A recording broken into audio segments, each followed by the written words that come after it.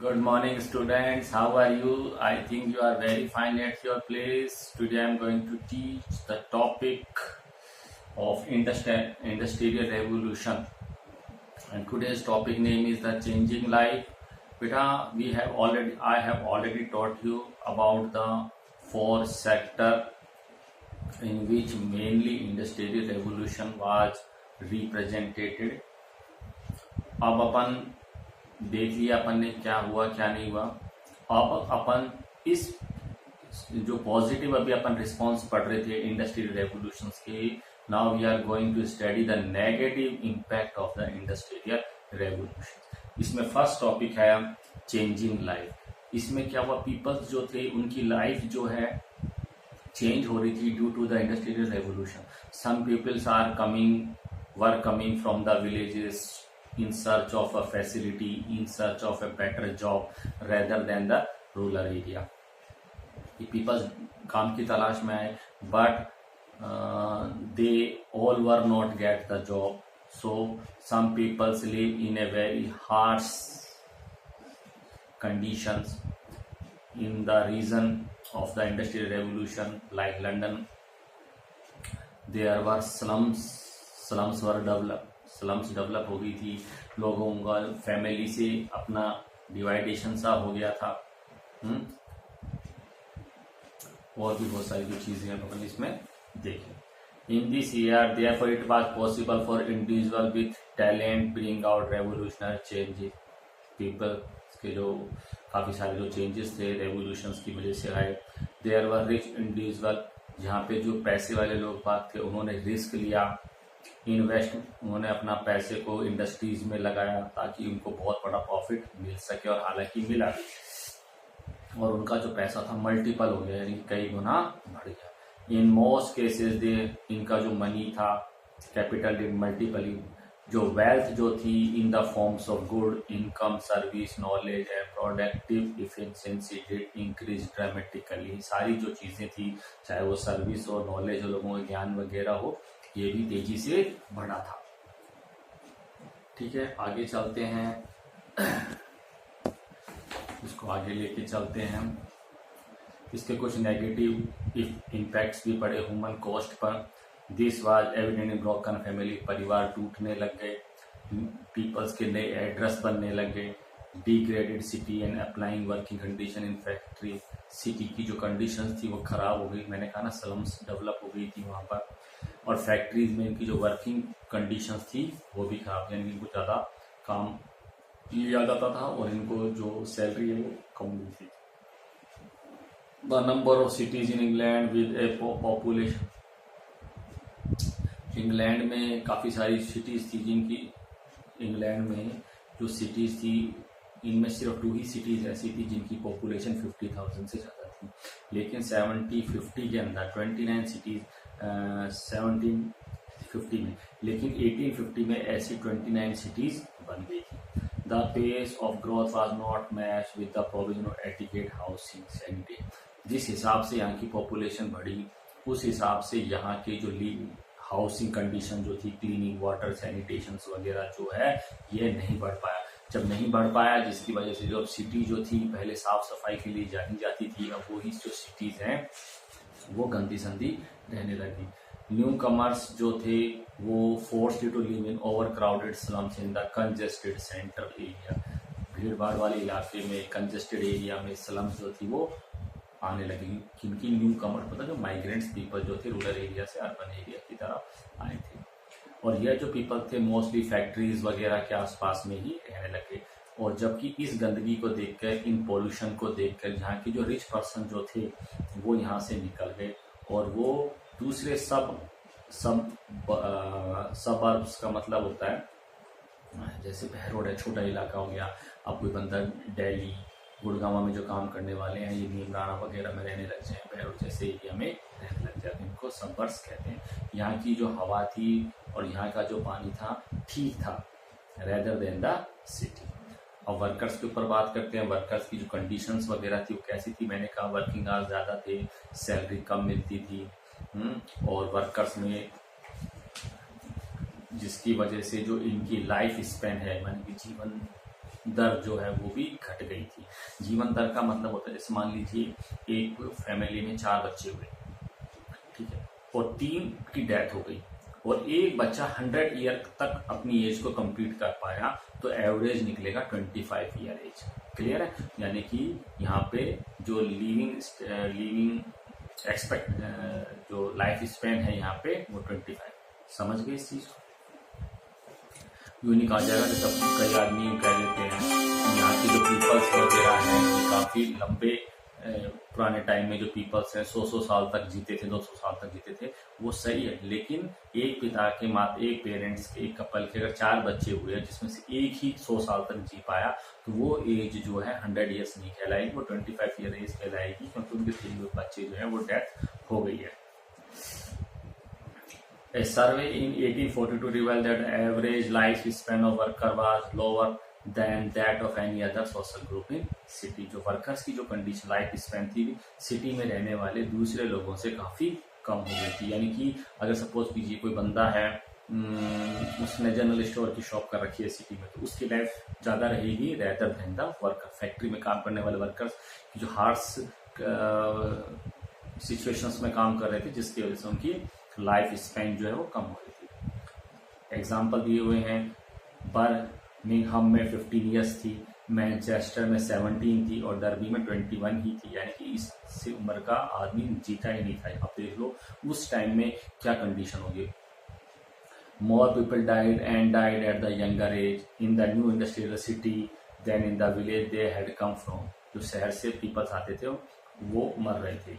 Half the children fail to survive beyond the age of 5। और आधे बच्चे जो थे 5 साल की उम्र से पहले ही मर जाते थे। The increase in the population of the city was become of immigrants. जो पॉपुलेशन जो थी जो शहर की बढ़ रही थी वो एमिग्रेंट्स की वजह से बढ़ रही थी। एमिग्रेंट्स का मतलब होता है ऐसे पीपल जो रूरल एरिया से अर्बन एरिया की तरफ आते हैं। रेदर, ठीक है, सिटी की पॉपुलेशन किस लिए बढ़ रही थी, वहां से गांव से पीपल शहर की तरफ आ रहे हैं, ना कि इस वजह से बढ़ रही थी कि शहर में बच्चे ज्यादा पैदा हो रहे हैं। फिर समझना, जैसे मान लीजिए एक शहर में 100 आदमी रहते हैं, उसकी पॉपुलेशन 200 हो जाए तो 200 इस वजह से नहीं हुई कि वो 100 जो पर्सन थे उनके ही बच्चे पैदा हुए वो 200 हो गए। जबकि सिटी की पॉपुलेशन बढ़ रही है, 100 से 200 कैसे हुई, 100 to 200 कैसे गई कि माइग्रेंट्स होके पीपल्स वहां पर आ गए। डेथ वार प्राइमरीली कॉज, यहाँ पे जो डेथ हो रही थी पीपल्स की वो एपिडेमिक्स वगैरह महामारी की वजह से हो रही थी, जो कि पॉल्यूटेड वाटर की वजह से थी। यहाँ पे कोलेरा, टाइफाइड्स वगैरह ये बीमारी हो रही थी। एयर पोल्यूशन की वजह से उनको ट्यूबरोक्लोसिस, टीबी बोलते हैं जिसको, हो रहे थे। 31,000 जो पीपल्स थे वो कोलेरा की वजह से 1832 में डेथ हो गई थी उनकी। और अंटिल लेट इन 19th सेंचुरी म्युनिसिपल अथॉरिटी जो थी इस डेथ के बारे में पता ही नहीं लगा पाई कि जो पीपल्स वगैरह जो है किस वजह से मर रहे हैं, उनकी डेंजरस कंडीशंस की वजह से। और उस टाइम में मेडिकल नॉलेज भी जो थी वो भी इतने लोगों को नहीं थी। वुमेन, चिल्ड्रन एंड इंडस्ट्रियलाइजेशन, अभी अपन ने हल्का सा पढ़ा है। मेल की कंडीशन जैसे हमेशा ही खराब थी। अब क्या हुआ, फैक्ट्रीज वगैरह में, माइनिंग एक्टिविटीज में वुमेन और चिल्ड्रन भी आने लगे, ताकि फाइनेंशियल कंडीशन हर पीपल्स की इक्वल नहीं होती। मजदूर, मैंने आपको बताया शहरों में रहना काफ़ी महंगा हो गया था, तो उस परिवार, उस फैमिली के फीमेल्स भी और बच्चे भी काम के लिए चले जाते थे। और जो इंडस्ट्रियलिस्ट जो थे वो भी बच्चों को और फीमेल्स को काम पे आसानी से रख लिया करते थे। एक तो इनका जो वेजेस है वो बहुत लो होता था, प्लस में ये वर्किंग कंडीशंस के लिए कोई अपनी डिमांड रिप्रेजेंट नहीं करते थे। ठीक है, the industrial revolution was a time of important change in the way that children and women work. Children of the rural family, अच्छा देखो गांव में पहले क्या होते थे, बच्चे गांव में भी काम करते थे। गांव में काम करते हैं तो डिफरेंट टाइप का काम करते हैं, कभी ये कर रहे हैं कभी वो कर रहे हैं, और पेरेंट्स की नजर में रहते हैं। प्रॉपर एक्सरसाइज वगैरह भी करते रहते थे, खान पान भी ठीक रहता था। लेकिन जब वो शहर में काम करते हैं तो उनको एक डिसिप्लिन में काम करना पड़ता है, उस डिसिप्लिन में काम करना पड़ता है जिसके वो बच्चे आदी नहीं होते, और एक डर रहता है कि गलती होगी तो पनिशमेंट मिलेगा। Children of the rural poor had always worked at home or in the farms, had job. They varied during the day और between season under the watchful eye of parents और रिलेटिव्स की नज़र में काम करते हैं। Likewise in villages women work, वे women भी एक्टिवली काम करती हैं फार्म्स वगैरह में, लाइफ स्टॉक में पशुओं के लिए भी काम करती हैं, गैर इकट्ठा करके लाती हैं, फायरवुड एंड स्पन या and spinning wheel in their home, चरखा वगैरह भी चलाती थी अपने घर पे। तो फीमेल्स ने सोचा जब हम गांव में ही काम कर सकते हैं तो हम शहर में भी कर सकते हैं। शहर में मैंने बता दिया इनको एक स्ट्रिक्ट डिसिप्लिन में काम करना होता है और पनिशमेंट रहता है, जिसकी डर से वो अजीब से माहौल वहां पे बना हुआ रहता है। Work in the factory with long unbroken hour of the same kind of work, same kind of work, excuse me, आगे चलते हैं। अच्छा, strict discipline and sharp forms of punishment was completely different. The earning of women and children were necessary to supplement man bakery wages. ठीक है, man को support करने के लिए काम करते थे। As the use of the machinery spread, the fewer workers were needed. Industry preference to employ women and children who would be less educated. आंदोलन भी कम करते हैं about their poor condition and work for lower wages than men. They were employed in a large number. ये जो है cotton textile mill में ज़्यादा काम करते थे। कहाँ पे? लैंकाशायर जगह का नाम है और यॉर्कशायर नामक जगह का नाम है। Women were also main the worker in the silk, womens वगैरह जो थी मेन वर्कर थी सिल्क फैक्ट्री के अंदर, लेस मेकिंग फीते बनाने वाली फैक्ट्री में, नीटिंग इंडस्ट्री मतलब जैसे कॉटन से जो बीज वगैरह निकालते हैं उसको नीटिंग बोलते हैं। As well as in the metal industry, metal industries में भी काम करते थे। बर्मिंघम में machinery like the cotton spinning, अच्छा machinery like the cotton spinning jenny was design to be, अच्छा जो स्पिनिंग जो जेनी थी वो ऐसे बनाई गई थी उसमें बच्चे आसानी से उसमें काम कर पाएंगे क्योंकि उसका small build and nominal figure, छोटा साइज होने की वजह से बच्चे आसानी से उसमें इधर उधर घूम सकते हैं। Children were often employed in textile factory because they were small, textile industries में इसलिए बड़ी बड़ी मशीनें लगी रहती हैं और वो एरिया पूरा मशीनों से घिरा हुआ रहता है और बच्चे आसानी से उन मशीनों के बीच में से गुजर सकते थे। इनके बच्चों को लंबे टाइम तक उनमें काम करना होता था और संडे को भी मशीनों की सफाई के लिए इनको बुलाया जाता था। ठीक है, और जिस वजह से जो बच्चे थे उनको फ्रेश एयर नहीं मिल पाती थी और एक्सरसाइज करने का भी टाइम नहीं मिल पाता था। कई बार बच्चों के जो बाल वगैरह मशीनों के अंदर फंस जाते थे, उनके हाथ भी पिस जाते थे मशीनों में ही है, वाइल सम, और कई बार बच्चे इस वजह से भी डेड हो जाते थे क्योंकि वो नींद के झटके आने की वजह से मशीन के अंदर वो गिर जाते थे। यानी कि ये कंडीशन थी बच्चों की। इसी तरह से कंडीशन जो थी फीमेल्स की भी खराब थी क्योंकि मैंने आपको बताया हालांकि फाइनेंशियल कंडीशन उनकी अच्छी हो गई थी, परिवार को सपोर्ट भी कर रही थी, उनका फैमिली में एक स्टेटस भी बढ़ गया था क्योंकि वे कमाने लग गई थी, लेकिन फिर भी प्रेशर में रहने की वजह से उनके जो बच्चे थे, प्रेगनेंसी जो होती थी उस टाइम में बच्चे उनकी डेथ हो जाती थी या प्री प्रेगनेंसी में बच्चे की डेथ भी हो जाती थी। Coal mines were also danger place to work, बच्चों के बारे में चल रहा है। कोयल माइंस में भी बच्चे काम करते थे। रूफ, कई बार ऊपर से जो छत थी वो नीचे गिर जाती थी। And injury were therefore common, वहाँ पे घायल वगैरह होना, ऐसे एक्सीडेंट वगैरह होना कॉमन बात थी। ऑनर जो थे वो भी बच्चों को काम में लेते थे क्योंकि वो कोल के ऐसे हिस्से तक पहुंच जाते थे खुदाई करते वक्त जहाँ पे बड़ा आदमी नहीं पहुंच सकता था। ठीक है, यंगर वर्कर जो थे ट्रैपर का काम करते थे, यानी कि खोल से आने वाले जो दरवाजे थे उनको खोलने बंद करने का काम भी ये लोग ही करते थे और कई बार वजन ढोने का काम भी बच्चे करते थे। ठीक है, factory manager consider child labour to be important, और दूसरा चाइल्ड लेबर को इसलिए इम्पोर्टेंट मानते थे कि छोटे से बच्चे को अगर कोई काम सिखा दिया तो बड़े होने तक वो उस काम में बहुत ज्यादा एक्सपीरियंस गेन कर लेता था बच्चा। Important training for further factory work, the evidence from the British factory record level that, पता चला रिकॉर्ड करके कि फैक्ट्री में काम करने वाले बच्चों की संख्या कितनी थी।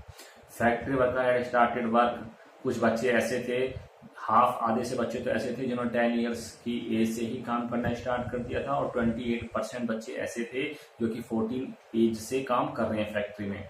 Women well have gain increase financial independence and self esteem from their job, but this was more than offset. उनको काफ़ी निराशा भी मिली, काफ़ी नुकसान भी हुआ। क्या था? By the humiliating terms of work they endure the children they lost at birth और in early childhood and the स्वीक्रेट urban slums and compelled them to live in. ठीक है, ये मैंने वर्किंग कंडीशन बता दी। अब क्या हुआ, पीपल जो थे वो प्रोटेस्ट करने लग गए कि भाई हमको काम वर्किंग कंडीशन अच्छी दी जाए, लेबर हमको जो वेजेस हैं वो हमारे इंक्रीज किया जाए। गवर्नमेंट ने इनकी डिमांड्स को नहीं माना और कई बार इनके साथ में हार्श सिचुएशन जो है फेस करनी पड़ी। देखते हैं। The early decades of industrialisation कॉन्सिक्यूट with the spread of new political idea pioneered by the French Revolution। अब फ्रेंच रेवोल्यूशन होने लग गया इसी टाइम पीरियड में। तो रेवोल्यूशंस की वजह से क्या होता है, पीपल्स, जैसे फ्रेंच रेवोल्यूशन हुआ तो उसमें क्या था, क्या डिमांड रखी गई पीपल्स के सामने कि हम आपको लिबर्टी, इक्विटी और फर्टिलिटी शो करेंगे। क्या होता है, कोई भी किसी भी कंट्री में कोई भी जब मूवमेंट्स चलता है तो उसका इम्पैक्ट सराउंडिंग कंट्रीज में जरूर आता है। तो फ्रेंच रेवोल्यूशन का जब इफेक्ट पड़ा तो सराउंडिंग जो कंट्रीज थे उन पे भी पड़ा, वो भी बराबरी की मांग करने लग गए।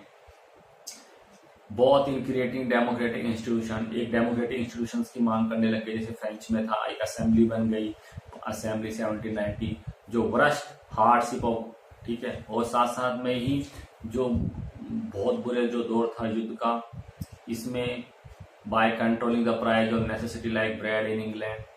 अब जैसे वॉर, अभी जो इंग्लैंड जो था उसका रेगुलर वॉर होता रहा फ्रांस में जब वॉर हुआ, जिसकी वजह से वहाँ पे जो फूड के जो प्राइस थे वो तेजी से बढ़ने लग गए, जबकि उनके जो वेजेस वगैरह थे वो नहीं बढ़े। युद्ध की वजह से, वॉर की वजह से कई सारी इंडस्ट्री जो थी वो क्लोज हो गई थी। वर्कर जो थे ये वोटिंग राइट्स वगैरह भी मांग रहे थे।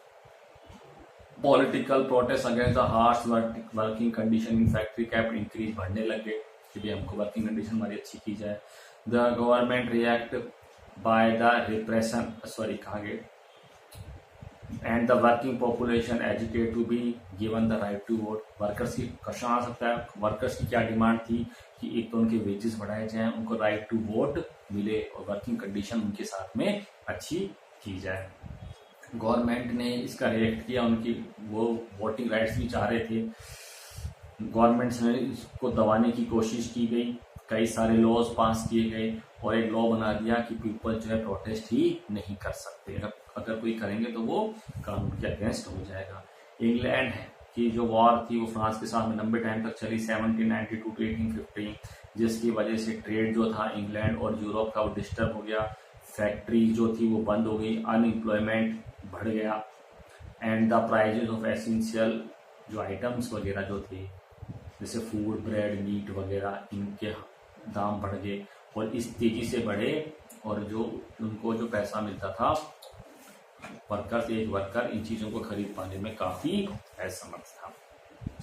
पार्लियामेंट 1795 पास टू कॉम्बिनेशन है, 2 एक्ट पास किए गए which made it illegal to incite the people by speech or writing to hatred or contempt of the king, constitutions of government। Combination act पास किए गए, इसमें क्या था, पीपल जो है ना तो स्पीच के जरिए ना ही राइटिंग के जरिए, ना मतलब लिख कर ना बोल कर किंग के अगेंस्ट और गवर्नमेंट, कॉन्स्टिट्यूशन ऑफ गवर्नमेंट के अगेंस्ट कुछ भी नहीं बोल पाएंगे। And ban unauthorize public meeting, और बैन लगा दिया गया, 50 पीपल्स एक साथ खड़े होकर कोई मीटिंग वगैरह भी नहीं करेंगे। Protest nonetheless continue against old corruption, हालांकि प्रोटेस्ट चलता रहा लेकिन उसका कोई इफेक्ट नहीं आया। ओल्ड करप्शंस, इसको ओल्ड करप्शंस भी बोलते हैं। इसका मतलब है कि आप किंग के अगेंस्ट, किसी गवर्नमेंट ऑफिसर्स के अगेंस्ट आप नहीं बोल पाएंगे। The term was used for privilege link to the old monarch and parliament, इसमें प्रिविलेजेस को विशेष अधिकार दिए गए मोनार्क और पार्लियामेंट को, इसी को ओल्ड करप्शंस कहते थे।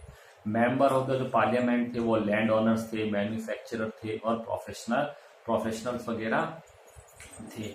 वो भी विरोध कर रहे थे कि इन पीपल्स को वोटिंग राइट्स वगैरह ना मिले, यानी कि गवर्नमेंट को कहीं ना कहीं सपोर्ट मिल रहा था रिचर सेक्शन नहीं चाहते थे कि इनको, क्योंकि अगर वो राइट्स वोट मिल गया इनको तो वो वर्किंग डिमांड करेंगे तो वो जो इंडस्ट्रियलिस्ट हैं, लिस्ट जो थे, फैक्ट्री ओनर जो थे, उनको एक्स्ट्रा पैसा वेलफेयर पे खर्च करना पड़ेगा पीपल्स वर्कर्स पे, जिसकी वजह से उनका जो प्रॉफिट है वो कम हो जाएगा।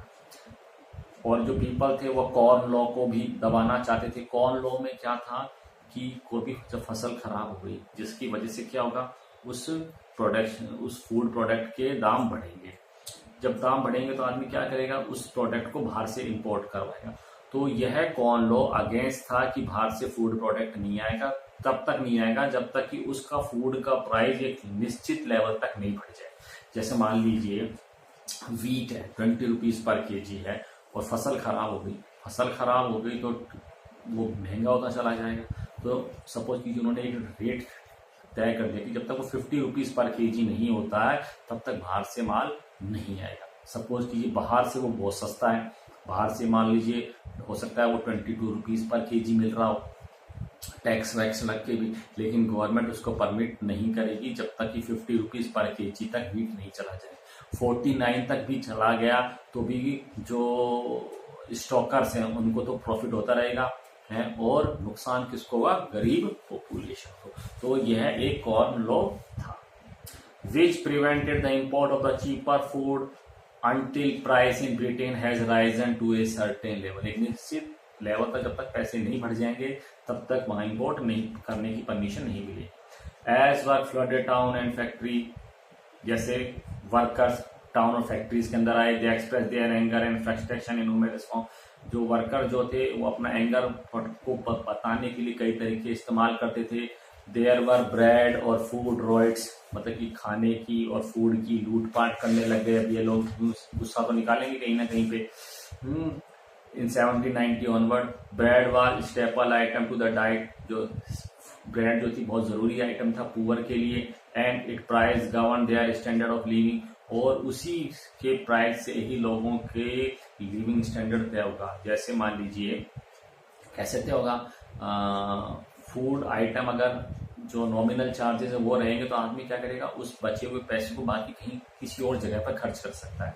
लेकिन जब फूड के प्राइस बढ़ जाएंगे तो पीपल के पास में एक्स्ट्रा मनी जो बच रहा था वो सारा का सारा जो इन्फ्लेशन आ गई, महंगाई आ गई, उसमें लग गया, जिसकी वजह से लोगों का लिविंग स्टैंडर्ड जो है वो घटता चला जाएगा। स्टॉक्स जो थे ब्रेड के वो सीज किए गए एंड सोल्ड एट ए, और सीज कर दिया, रोक दिया उन्होंने, और ऊंचे दामों पर बेचने लग गए। That was affordable and morally correct rather than at the high price charge by profit hunger traders. जो ट्रेडर्स वगैरह थे वो भूखे थे पैसे की प्रॉफिट कमाने के लिए। सर्च रॉयड जो थे ये वर्स्ट ईयर जो थे 1795 के आसपास में फ्रिक्वेंटली होने लगे, आम बात होने लग गई। But they continue till the 1840, और 1840 तक ये रॉयड्स वगैरह चलते रहे, लूटपाट चलती रही, उनको दबाने के लिए पुलिस वगैरह भी आती है। Another causes of hardship was the process non an enclosure. एक एनक्लोजर है जो मैंने आपको पहले बताया था। एनक्लोजर में क्या था कि जो लैंडलॉर्ड्स होते थे वो आसपास की जमीन खरीद लेते थे, कॉमन लैंड्स पे भी अपना अधिकार जमा लेते थे, जिसकी वजह से जो रेयरिंग करवाते थे अपने कैटल्स को, उनके पास में प्रॉपर लैंड नहीं होती थी, फायरवुड कलेक्शन नहीं हो सकता था। तो ऐसे जो पर्सन थे वो शहर की तरफ आने लग गए थे।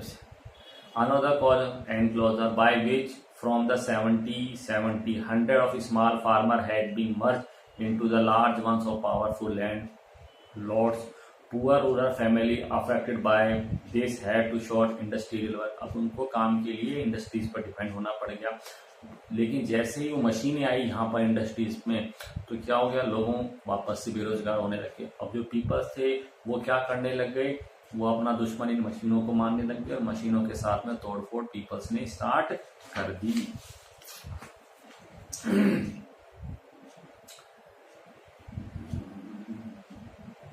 Poor family affected, but the introduction of the machines in the cotton industry through thousand of handloom weaver out of work and into poverty. Machine आने की वजह से हजारों की संख्या में जो हैंडलूम वीवर्स थे, हाथ से चलाने वाली मशीनों को चलाते थे, उनको अपनी जॉब से छुट्टी हो गई उनकी, जिसकी वजह से वो गरीबी में रहने लग गई। Since their labour was too slow, हालांकि जो हाथ से काम करने वाला सिस्टम था वो काफी धीरे होता था, और वो मशीनों को कंपटीशन नहीं दे पाए।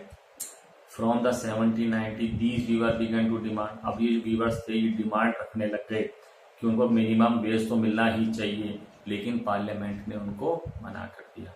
When they went on the strike, जब वो स्ट्राइक करने के हड़ताल पे गए तो फोर्स आके उनको डिस्पर्स कर दिया, तितर बितर कर दिया। इन डिस्प्रेशन इन लंकशायर कॉटन वीवर, लंकशायर जो जगह थी वहां पे जो कॉटन वीवर्स थे उन्होंने पावर लूम जो मशीन्स वगैरह थी उनको ये सोचते थे कि इन्होंने हमारी जिंदगी खराब करी है, उन्होंने उसको तोड़ दिया। There were also resistant to the introduction of the machine in the woollen knitting industry, इसी प्रकार से ही वोमन नाइटिंग इंडस्ट्रीज में भी नॉटिंघम में भी प्रोटेस्ट किया, और यह प्रोटेस्ट जो थे लंकाशायर और डर्बीशायर वगैरह की जो जगह थी इनमें अब यह कॉमन से होने लग गए। आगे शेयरिंग फ्रेम वर डिस्ट्रॉय बाय क्रॉपर, इसी प्रकार से शेयरिंग फ्रेम्स करके मशीन थी were destroyed by croppers who had traditional, अब ये लोग क्या करते थे, हाथ जैसे जो होती है ना भेड़ होती है, शीप्स वगैरह होती है, इनकी जो ऊन उतारने की जो तरीका है पहले ये हाथ से उतारते थे, लेकिन मशीन आ गई, ये मशीन उतारने लग गई, जिसकी वजह से उनको काम से हटा दिया गया। In the Riot of 1830 farm labor found their job threatened by the new threshing machine, threshing machine और आ गई जो अनाज को, अभी भी थ्रेशर जानते हैं ना गांव में जो थ्रेशर वगैरह चलते हैं, मतलब नई नई इनोवेशंस हो रही थी। पहले तो हैंडलूम पावर लूम वाली, जो हैंडलूम वाली मशीन की जगह पावर लूम्स आ गई। हैंडलूम का मतलब होता है हाथ से चलने वाली मशीन, पावर लूम का मतलब होता है किसी एनर्जी से चलने वाली मशीन जो होती है, ठीक है। इसी तरह से ही एक वो शिप्स की ऊन हटाने के लिए भी मशीन आ गई। इसी तरह से ही ग्रेन्स को और हस्क को अलग करने वाली मशीनें भी आने लगे। अब ये सारा काम मशीनें करने लगी, जो पीपल्स हैं वो अब अनएम्प्लॉयड होने लगे और अपना इन सब का दोष वो मशीनों को देने लग गई। अब मशीनों के ऊपर अटैक होना एक नॉर्मल बात सी हो गई थी। That is the rioter smash these machine, मशीनों को तोड़ फोड़ करी, जो हस्क को ग्रेन से अलग करती थी, जिसमें से 9 को फांसी पर चढ़ा दिया गया और 450 were sent to Australia as convert, उनको देश निकाला दे दिया गया 450 पीपल्स को, यानी कि विद्रोह को दबाया जा सके। इसके अलावा एक नया मूवमेंट और चला जिसको लुधिज्म कहते हैं। यह एक क्रिस्मेटिक जनरल थे नेड लुड करके, उन्होंने ये चालू किया था। उन्होंने एक नया तरीका निकाला प्रोटेस्ट करने का। क्या? Luddism was a new backward looking assault on machine, एक पार्टिसिपेंट्स एंड डिमांड, इसके जो पार्टिसिपेंट थे वो डिमांड करते थे उनको मिनिमम वेज मिले, कंट्रोल ओवर द लेबर, जो फीमेल्स और बच्चों का जो लेबर था उस पर उनका कंट्रोल होना हो, work for those who had, और उनको काम मिले जिनका काम छूट गया है बिकॉज मशीनों की वजह से, and the right to form trade, और उनको ट्रेड बनाने का अधिकार दिया जाए, ट्रेड यूनियंस वगैरह, so that they legally present their demand, ताकि वो अपनी डिमांड को लीगली प्रेजेंट कर सकें। Luthism was not merely a backward-looking assault on machine. Its participants demand a minimum wage, control over the labor of women and children, work for those who had lost their job because of the coming of machine, and the right to form trade unions so that they could legally present these demands. Trade union बनाई दी जाए ताकि वो अपनी demand easily रख सकें और उनको कोई भी वायलेंस मेथड यूज करने की जरूरत ना हो। During the early year of the industrialization, the working population possessed neither the vote nor legal method to express their anger at the dramatic manner in which their life had been overturned.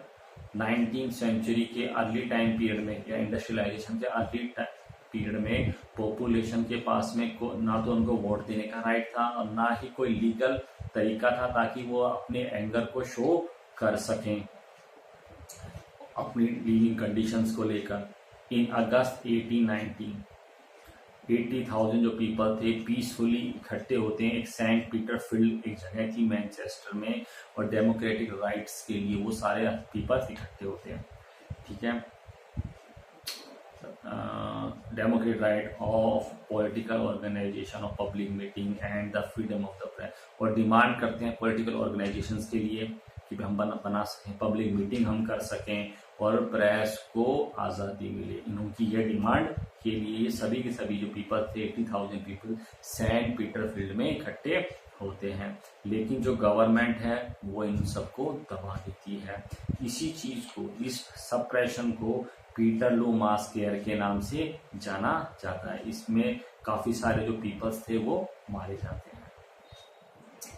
अच्छा, इसमें side में लिखा हुआ है the name was made up to rhyme with Waterloo, the French army had been defeated at Waterloo in 1850। कई बार इसको Waterloo भी कहा जाता है क्योंकि इसी दिन वाटरलू में फ्रेंच आर्मी जो थी वो हारी थी, इसलिए उन्होंने वाटरलू ना कहते इसको पीटरलू कहने लगे। And the mass care and the right their demand were denied by the sector, और जो इन्होंने डिमांड रखी थी उस डिमांड को 6 ऐसे कानून बना दिए गए उनके विरोध में। पार्लियामेंट ने पास कर दिया उनको सेम ईयर में ही। This extend the restriction of political activity introduce, और पॉलिटिकल एक्टिविटी ना कर सकें इसके लिए भी उन्होंने 2 कॉम्बिनेशन एक्ट बनाए गए 1795 के अंदर। जो पहले भी अपन थोड़ी देर पहले अपन बात कर रहे थे कि ना तो बोलकर और ना ही लिखकर गवर्नमेंट इनका विरोध कर सकती है। But there were some game, कुछ फायदा भी हुआ। क्या हुआ? After Peterloo the need to make the House of Commons more representative was recognized। इस पीटरलू की वजह से कुछ फायदा हुआ। क्या हुआ? जो हाउस ऑफ कॉमन था वो चाहता था कि इसमें पीपल्स का और पार्टिसिपेशन रखा जाए। House of common more representative was recognized by the liberal political group and the combination act was repealed in 1824। और जो कॉम्बिनेशन एक्ट जो था उसको भी रद्द कर दिया गया। अब reforms through law, reforms through law यानी कि कुछ चेंजेस किए गए और इसके लिए कुछ कानून बनाए गए, यानी कि लेबर की जो कंडीशन जो खराब थी उसके अगेंस्ट में कुछ लॉज बन गए। लेकिन वो लॉज इतने ढंग से इम्प्लीमेंट नहीं हो पाए, वो सभी कुछ अब अपन इसमें पढ़ेंगे। How attentive was the government to condition of the work of women and children. Government जो थी वो वर्किंग कंडीशन जो थी वुमेन्स की और चिल्ड्रन की, इनके प्रति कितनी अटेंटिव थी। इसके लिए उन्होंने 1819 में प्रोहिबिटिंग एक्ट बना दिया गया कि जिसमें जो छोटे बच्चे हैं under the age of 9 in factory and limit, factory में 9 साल से छोटी उम्र का बच्चा काम नहीं करेगा, और उससे जो बड़े हैं उनके वर्किंग आवर्स जो हैं वो तय कर दिए गए। जैसे 9 to 16 ईयर्स के जो बच्चे हैं उनको 12 आवर्स ही एक दिन में काम करवाया जाएगा। But the law lack the power needed to it inform, लेकिन इस लॉ को बना तो दिया लेकिन इसको इम्प्लीमेंट नहीं करने की ताकत नहीं दी गई। इट वॉज नॉट अंटिल 1833 तक इसको बना तो दिया लेकिन इसको इन्फोर्स नहीं किया गया। आफ्टर इंटेंस प्रोटेस्ट होता रहा worker throughout the north of the England, then an act was pass that permitted children under 9 to be employed only in 6 factory. सिर्फ एक्ट फिर बाद में क्या हुआ, चलता रहा, प्रोटेस्ट चलता रहा, तो ये कहा गया कि जो बच्चे हैं 9 एज से छोटे वो सिर्फ फैक्ट्री में काम कर सकते हैं। Limited the hours of the work for older children and provided number of factory inspector to ensure then the act was enforced. ठीक है, और इस चीज को देखने के लिए एक इंस्पेक्टर बना दिया गया कि भाई इंस्पेक्टर जो है वो इन फैक्ट्री का इंस्पेक्शन वगैरह करेंगे। Finally, in 1857,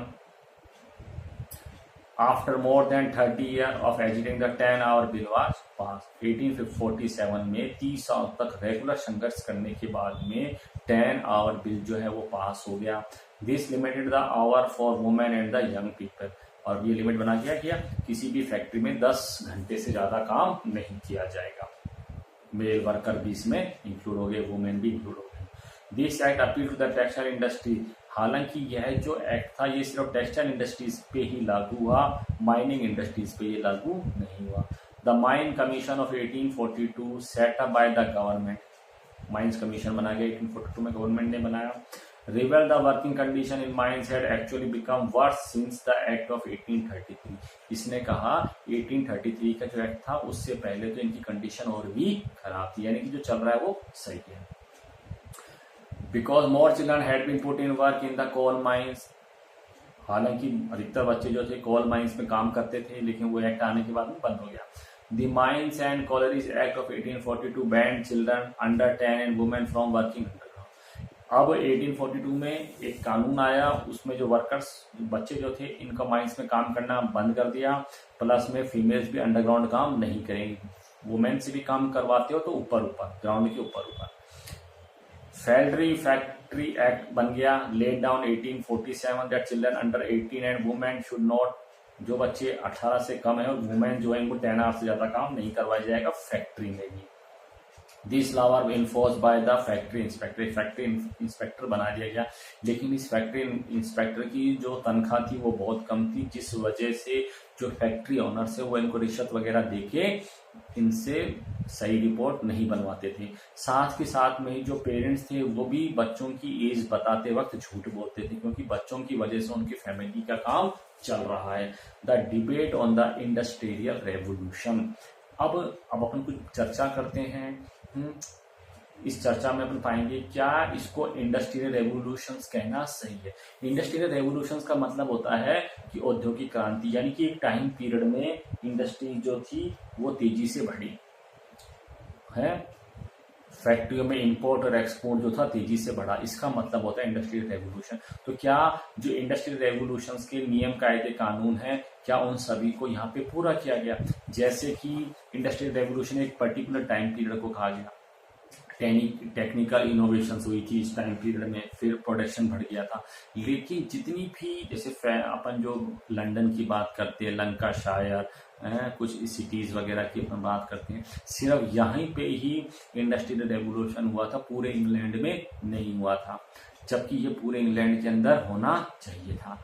इंडस्ट्रियल रेवोल्यूशंस में क्या था कि जैसे कुछ कंट्री से रॉ मटेरियल मंगाते थे और कुछ कंट्री में रॉ मटेरियल भेजते थे, यानी कि इसका रिलेशन ट्रेड से भी था। लेकिन अमेरिका में सिविल वॉर होने पर ये ट्रेड रुक जाता है, और जब ये वापस अमेरिका में से चालू होता है तो बहुत ही लो लेवल से स्टार्ट होता है। लो लेवल का मतलब सपोज कीजिए पहले 100 रुपीज में ये इनका टर्नओवर था, तो अब वो टर्नओवर 50 रुपीज के आसपास आ जाए, तो नीचे से शुरुआत होती है। और इस चैप्टर में थोड़ा सा रीडिंग लगा लेता हूं, और एक बार आप भी इसकी एक बार रीडिंग अच्छे से लगा लेना। इसमें क्या है, ओवरऑल इसको एक कुछ जो थिंकर्स हैं वो इसको इंडस्ट्रियल रेवोल्यूशंस मानते हैं, और जो कुछ हिस्टोरियन जो है इसको इंडस्ट्रियल रेवोल्यूशंस नहीं मानते, दोनों ने अपने अपने व्यू रख दिए हैं। Until the 1970 historians use the term industrial revolution for the changes that occur in Britain. Industrial revolution इस वर्ड्स के लिए इस्तेमाल किया गया है जो ब्रिटेन में चेंजेस हुए थे 1780 टू 1820 के बीच में, जो चेंजेस हुए थे उसके आधार पर इसको इंडस्ट्रियल रेवोल्यूशन किया जाता है। इंडस्ट्रियलिस्ट जो थे had actually been too gradual, हालांकि इंडस्ट्रियलाइजेशन जो था ये बहुत धीरे धीरे चला था ये, जबकि रेवोल्यूशन तो बड़ा तेजी से होना चाहिए था। जैसे 1857 का रिवोल्ट हुआ था, तेजी से हुआ था, मारकाट का रिफॉर्म सब चीजों पे कब्जा कर लिया था, ठीक है। Until well into the 19th century, large region of England remain untouched, यानी कि 19th सेंचुरी तक इंग्लैंड का बहुत बड़ा जो हिस्सा है वो अनटच रहा था इस फैक्ट्री रेवोल्यूशन से, इंडस्ट्रियल रेवोल्यूशन से। ये सिर्फ कहाँ हुआ था, London, Manchester, Birmingham, new castle, rather than the through out the country था, ठीक है। इसमें जैसे मैंने आपको बताया कॉटन का जो टेक्सटाइल पे ज्यादा प्रभाव पड़ा था, क्योंकि यहाँ पे नई मशीनरी आ गई थी। ब्रिटिश जो थे रॉ मटेरियल मंगाते थे, बाहर से मंगाते थे, और तैयार माल भी बाहर ही भेजते थे। अमेरिका वाला मैंने सिस्टम आपको बताया वो यहाँ लिखा हुआ था, ठीक है। आगे चलते हैं। इंडिकेटर इकोनॉमिक चेंज होकर before and after 1820 suggest the sustained industry was to be seen after rather than before the date. The decades after 1793 has experienced the destructive effect of French Revolution. अब जैसे French revolution और Napoleon वार की वजह से अब England की बाड़ाबंदी कर दी गई थी, जिसकी वजह से यहाँ पे जो ट्रेड जो था वो रुक गया था, ट्रेड रुक गया था, फिर काय का इंडस्ट्रियल रेवोल्यूशन हुआ था। हालांकि यहाँ पे बिल्डिंग इंफ्रास्ट्रक्चर्स वगैरह, बिल्डिंग वगैरह बनाई गई थी। इन searching for answer, British growth may have been faster after 1850. Historians have pointed to the fact that from 1760 Britain tried to do things simultaneously. बेटा इस पे एक बार रीडिंग सी लगा लेना, कोई दिक्कत हो तो पूछना, इसमें कुछ इंपॉर्टेंट वाली बात नहीं है क्योंकि थिंकर्स के व्यू हैं। तो थिंकर्स के व्यू हैं, किसी ने कुछ कहा, किसी ने कुछ कहा, एक पर्टिकुलर चीज, कुछ ने तो इसको सजेस्ट किया कि हाँ भाई रेवोल्यूशन, इंडस्ट्रियल रेवोल्यूशन था ये, किसी ने कह दिया कि ये नहीं था। फिर भी ओवरऑल इस एक पर्टिकुलर टाइम पीरियड, जैसे हमने कहा इंडस्ट्रियल रेवोल्यूशन का मतलब ये हो गया कि एक पर्टिकुलर टाइम पीरियड में इंग्लैंड की कंडीशन जो थी और मोस्टली ब्रिटेन की जो कंडीशन थी वो तेजी से बदली थी। इसका मतलब सिर्फ आप इतना ही लेके रखें। जैसे अपन ने बताया था 1820 में सपोज कीजिए मशीन बनी, लेकिन जो इंडस्ट्रियलाइजेशन था वो 1850 के बाद है, यानी कि 30 इयर्स लग गए उन मशीनों पर विश्वास करने में, क्योंकि उन मशीनों को बनाते वक्त उनकी जो कॉस्ट थी वो भी ज्यादा होती थी, प्लस में उनका मेंटेनेंस जो चार्ज था वो भी बहुत ज्यादा होता था। मशीनें खराब हो जाती थी तो जल्दी से वो ठीक करने में काफी सारी परेशानियां आती थी। इस वजह से और उस टाइम में मशीनें खरीदकर फैक्ट्री में काम करने की बजाय मैन पावर से काम करवाना ज्यादा इजी होता था, क्योंकि उनकी जो वेजेस थी वो बहुत कम थी। यानी कि 30 साल लग गए इंडस्ट्रियलिस्ट को या फैक्ट्री पर्सन को इन मशीनों पर विश्वास करने में या इन मशीनों को फैक्ट्रियों में लाने में। ठीक है बेटा, किसी कोई दिक्कत हो पूछ लेना। Thank you, have a nice day.